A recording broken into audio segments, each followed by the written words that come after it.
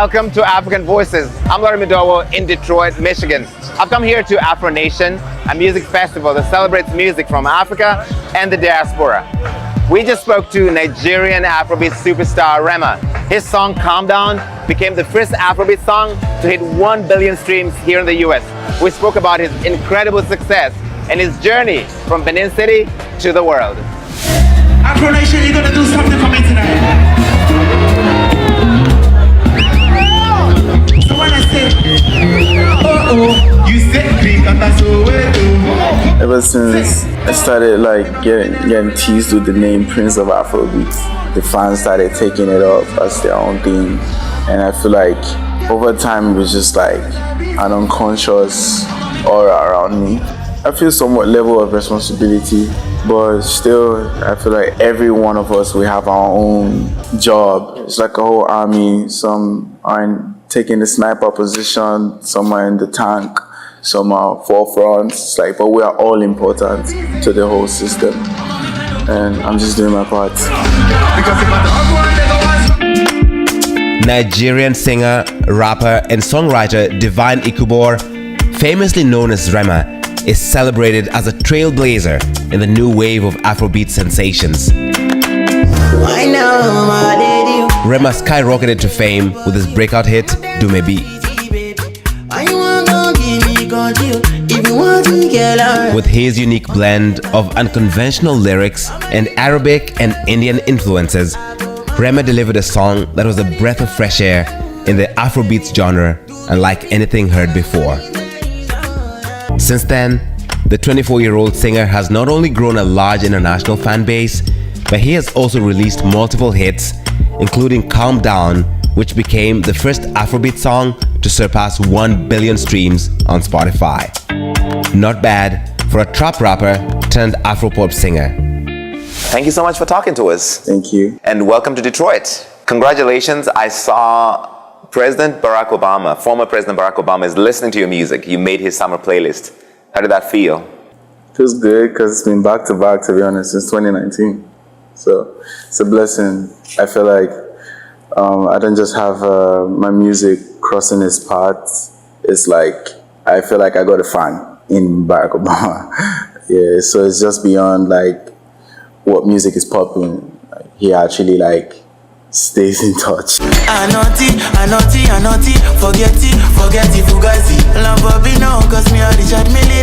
He does, and he picked Yaya. What did you think about the song he put in his list?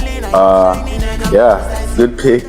Good pick. I like his taste. You know, the first time he picked a song of mine was Iron Man, and that was like one song I really got like criticized for because it was very, very different, and for that to be his peak, like he got taste. You started thinking when you were 18? Yeah. Well, and you have not taken a break? Yeah. I've just been going. Why? I feel like it's something that worked for me. And when you see something's working, just stay on that path. I feel like you have to try a lot of things until one thing sticks. And then when it sparks a sign of it being your purpose, you just like ride with it. I've been riding with it. You're a kid from Benin City. Did you ever imagine you'd be this global superstar? We're here sitting in Detroit, you're about to perform, you're touring around the world? I never had like a perfect image, but I just had the feeling, I had the fire burning in my heart, you know.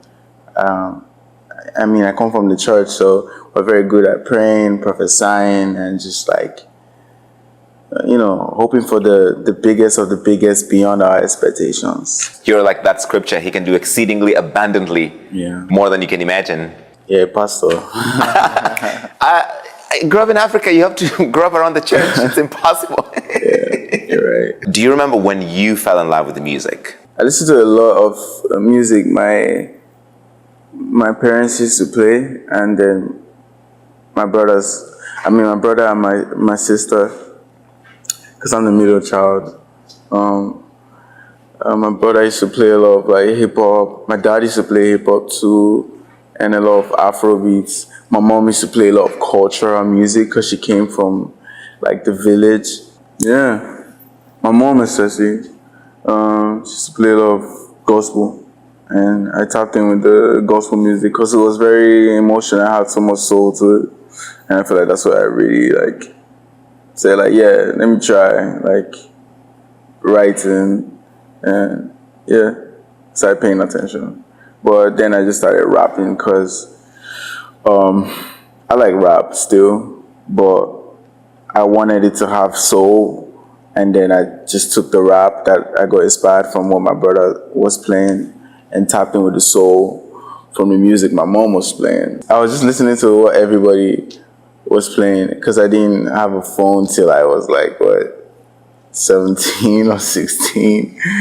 Yeah, I feel like that inspired me generally. But I got inspired mostly like by gospel music, I would say. You didn't have a phone until you were what, 16?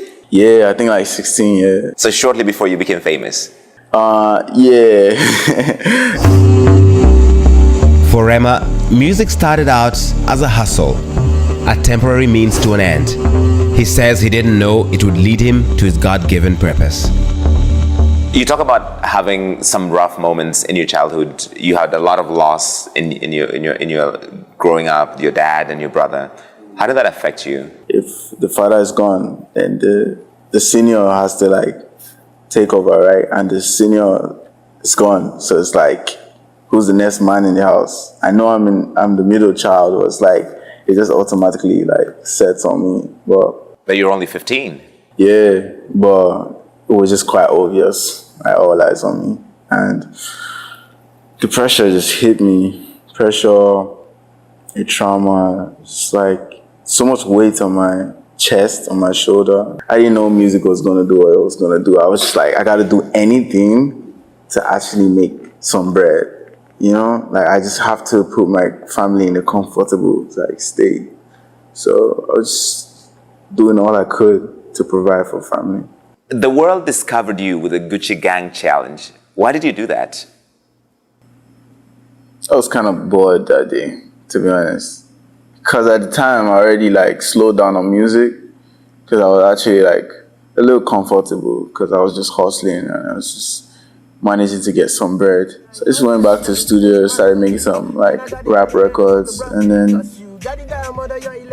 online on a boring Thursday, I just saw this challenge going on, and then I did the freestyle in the car, and then I posted it. And I tagged everyone that was in the song, the Prince, Davido, Don Jazzy, and yeah, the Prince reached out to me and told me to link up. And yeah, I had to just think about it because like going into music, I have to like stop hustling. It's like I have to go back into the grind and the sacrifice. And yeah, I gave the hustle life up, and I told my mom I was heading to Lagos. Next, how 16 bars of gibberish ended up becoming one of Rema's biggest hits. Another banger. Make a come, make a come, come, come, make a come, make a keep a keep on, your body. Boy like this. But the EP's breakout hit was Dumebi, which came together like a beautiful accident. Is it true that Dumebi, the lyrics are mostly gibberish? I would say I was just vibing, to be honest. You were just vibing. Yeah, I was vibing. I was just being free with my music, to be honest. Why did you decide to leave it like that? Because I got an advice from my OG, the Prince at the time. I played the song for him, and I was like, this is just a vibe that I made. I'm not finished. Because, like, I was just getting new to Afrobeats. I think that was, like, the second Afrobeat song I ever made. I was like, well, some of the parts, I'm not saying anything. Like, the hook, I've not figured it out, you know. But it's like, yeah, it was like, what are you actually going to say that's actually going to sound like this? And I was like, yo, I really do not know. And it was like, just leave it. And I was like, okay, bet. And then, yeah, I left it. And that's it. It became a massive hit. It's quite genius to make people dance to something that don't even exist. Because if you think about it, like, English was created by man, regardless. every language was created by a man, created by a community and whatever. It's like, might as well just create a Rema language. You said that you're a big fan of rap, and you actually started out as a trap artist, right? And then you did Dumebi, and that blew up and changed everything. Yeah. Was that a surprise for you? Yeah, at first, not gonna lie, like it was quite shocking because of how fast, because my understanding of blowing up was you blow up and you just like do your time within Nigeria, then you go to other African countries before you cross over, all of that. But it's just like, just went up. I just went across with the first EP, and all of a sudden I was doing my first US tour, 2019. I did my UK show. I did a lot. Like I was just traveling African countries. I was just catching flights. I was like, yeah, all in 1 year. It's like, that was the only like surprising part, but it's quite overwhelming. But yeah, I owned it. I owned the moment. You've been on a global expansion, as you call it, but I think that was launched with Calm Down. Did you know this was going to be a big hit when you made it? No, because I had it for like a year, and I treat all my songs the same way. I mean, for most of my songs, I just place another banger before I start recording them. So it's like, there's pretty much same expectations for all the songs. Like, it will be a banger. So it has to be a banger. Yeah, God winning, right? And it just did its thing. I had the song in my vault. I've been listening to it for a year before it came out. Another banger, baby, calm down, calm down. Yo, this your body, it puts Rema's song Calm Down was the first African song to spend more than a year on the Billboard Hot 100. And the remix of the song with American singer Selena Gomez was the first African artist-led track to hit 1 billion streams on Spotify. But the singer says he feels his I Made It moment was here in Melbourne, Australia, captured by TMC Afro Sounds.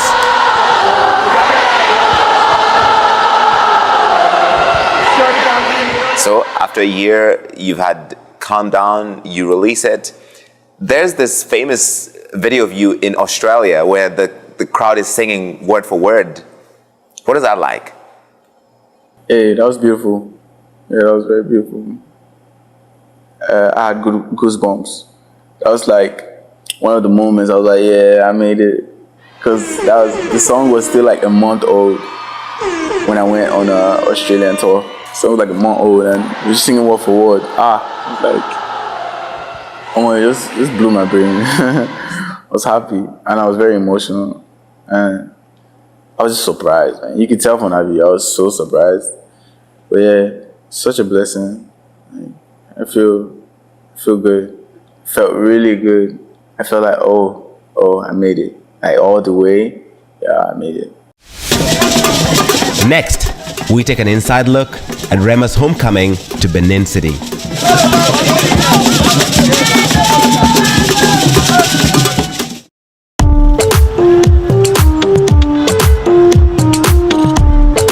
After scoring one of the biggest Afrobeats crossover hits in US history, Rema made 2024 the year to rep his city. He started by incorporating bats in his album art on his sophomore album He Is, as a cultural reference to Benin City. The lead single from the album was Benin Boys, a collaboration with another native, Shali Poppy. So in Benin Boys, it's like a love letter to your hometown. Yeah. Why is that so close to you? Why is Benin so close to me? Yeah. I mean, it's where I'm from. I got that Benin blood rushing in my veins, you know. So I just had to do it because it's one project where I feel like I was connecting back to the roots fully. Because it's been like 5 years of like global expansion, I would say. I've been on a global journey, not gonna lie. Like the way I've cutted my sound to work alongside my growth, to have worked on features, the way I've done my shows, my touring.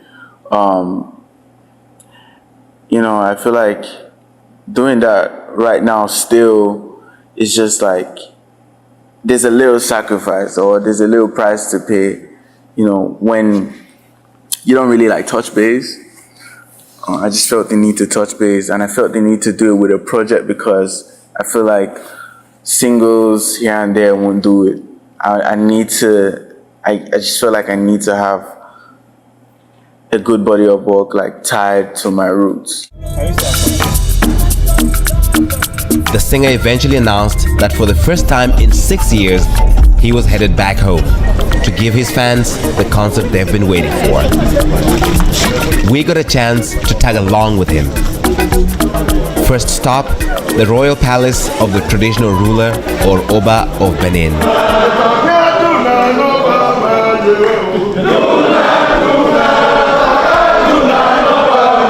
I think it's very key to recognize the ruler. It's very key to recognize the king, the Oba of Benin. I think it's a sign of respect. And also, it's also important to get his blessings. Being an ambassador of Edo State, it's key to gain his blessings, and also the blessings and the go-ahead to do a concert in his land. He's our king, so it's very key to recognize his presence. And especially because it's also a new Oba. I feel like it's also key to show my respect to the new reigning king. As the singer left the palace, he was mobbed by adoring fans, but he didn't seem to mind. In fact, in many ways, he says he's been longing to connect with fans from his beloved Benin City. The most exciting part of my show tomorrow would be getting to sing the songs that my people have been listening for years now.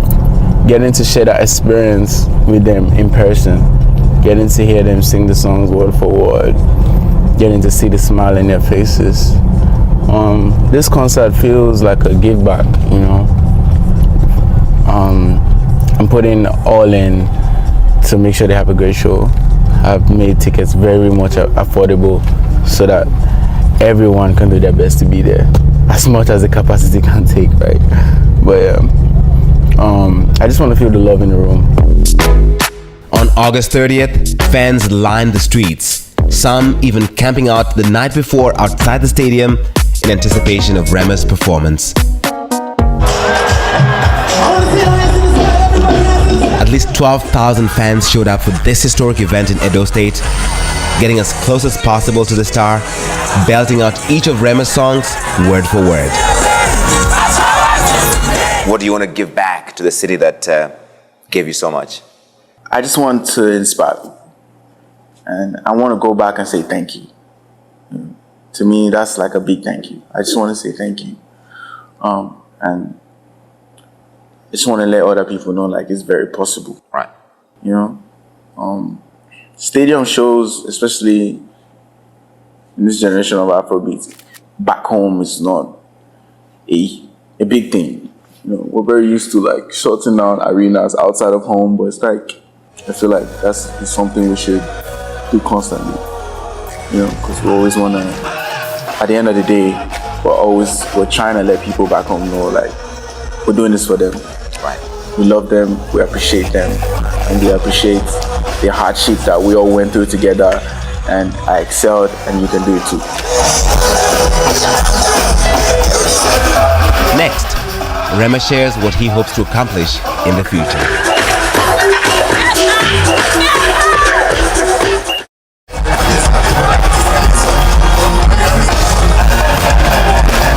Rema may be making a big impression on the global music industry, but he is much more concerned about the mark he leaves right here in Benin City.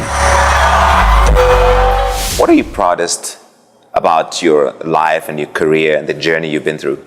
It's not really me related, I would say. I would just say it's being able to make other people's dream come true. Having to see like my family not beg, having to see people who supported my vision, having to support people who supported my vision, right? Having to put people on, having to inspire people, motivate people. And then I come last, like, you know. If Dumebi had not been a massive success, might you have been a full-time rapper? I don't know how I would be. I don't know. I'm not really good at giving up. Okay.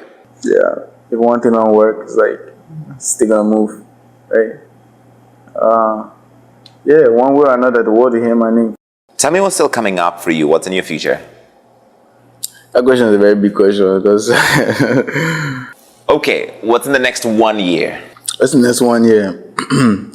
I feel like it's going to be a lot of realization, to be honest, when it comes to Rema, when it comes to the perception of me. I feel like a lot of misunderstandings is going to be unraveled. I feel like a lot of judgments are going to be put to stop. I feel like sound-wise, it's just going to be very interesting. It's going to be so much growth. It's just going to be more action and less talking. So I'm actually tired of talking. I just want to do, you know? Your name is Divine, and your life is a manifestation of that. Yeah, I think I'm living up to that. I'm living up to the name Divine. I'm living up to the name Rema. And yeah, I have a lot of like God's guidance, and I feel His protection, and I feel when I look myself in the mirror, I'm like, yeah, I can feel the aura of greatness, you know, and I just own it. Keep going, don't give up. You're an inspiration to so many people, and what you've done is just incredible. Congratulations on all your success. I appreciate it. Thank you. Thank you so much, man.